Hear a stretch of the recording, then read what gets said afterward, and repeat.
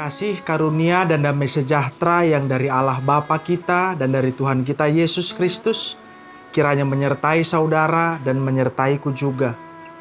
Firman Tuhan pada hari ini bagi kita tertulis dalam Efesus 5 ayat yang ke-8. Demikian pembacaan firman Tuhan. Memang dahulu kamu adalah kegelapan, tetapi sekarang kamu adalah terang di dalam Tuhan. Sebab itu, hiduplah sebagai anak-anak terang. Demikian pembacaan firman Tuhan.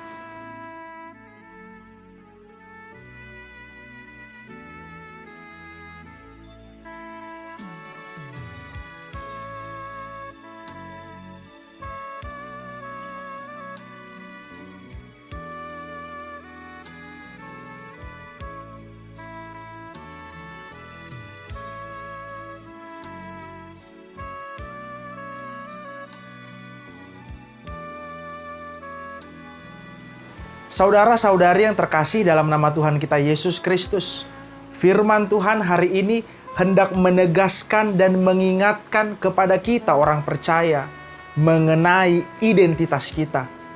Dahulu kita adalah kegelapan, tetapi sekarang di dalam Tuhan kita adalah anak-anak terang. Identitas itu sangat penting. Ia harus kelihatan dalam kehidupan sehari-hari dan nyata dalam tindakan sehari-hari. Katakanlah siswa-siswi SD yang berpakaian putih merah, SLTP putih biru, sedangkan SLTA putih abu-abu. Bila seorang anak yang tadinya SD memakai putih merah, lalu ia sekarang sudah naik kelas atau naik tingkat menjadi siswa-siswi SLTP, maka pakaiannya pun harus berubah. Tidak lagi putih merah, tetapi menjadi putih biru. Lalu tugasnya, tanggung jawabnya bukan lagi seperti anak SD, tetapi sudah menjadi anak SLTP. Dan demikianlah seterusnya. Dalam konteks kehidupan kita sebagai orang percaya, demikian jugalah identitas kita.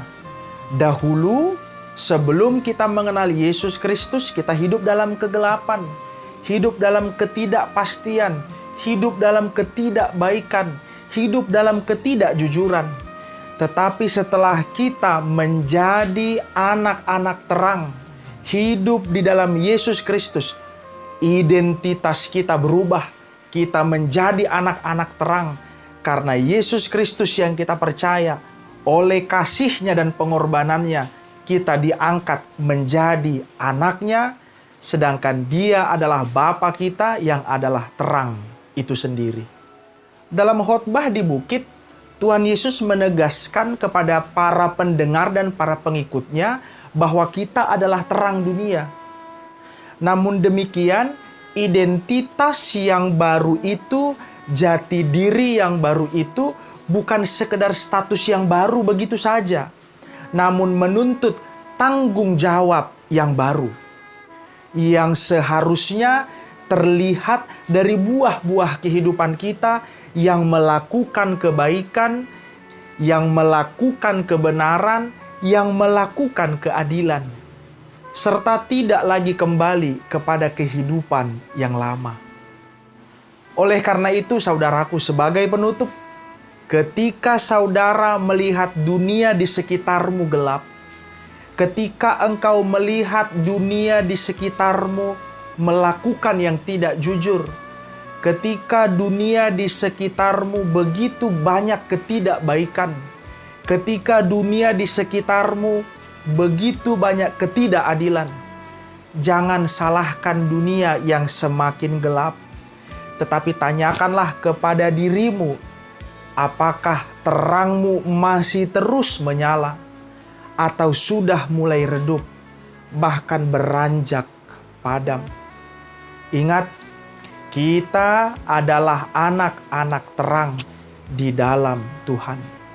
Lakukanlah perbuatan terang, bukan perbuatan gelap. Amin. Marilah kita berdoa. Terima kasih ya Tuhan, oleh karena kasih setiamu kepada kami. Di dalam Yesus Kristus Tuhan dan Juru Selamat kami, Sang Terang itu, Engkau mengangkat kami menjadi anak-anak terang, yang dahulu hidup kami dalam kegelapan ketidakpastian, hidup di dalam dosa dan jerat iblis. Tetapi oleh-Mu Tuhan, Engkau menjadikan kami anak-anak terang. Ingatkan dan kuatkan kami untuk melakukan kebaikan, untuk melakukan keadilan, serta tidak lagi kembali kepada kehidupan yang gelap itu. Terpujilah Engkau ya Tuhan hari ini, besok, dan sampai selama-lamanya. Di dalam Yesus Kristus dan Roh-Mu yang kudus kami berdoa kepadamu. Amin.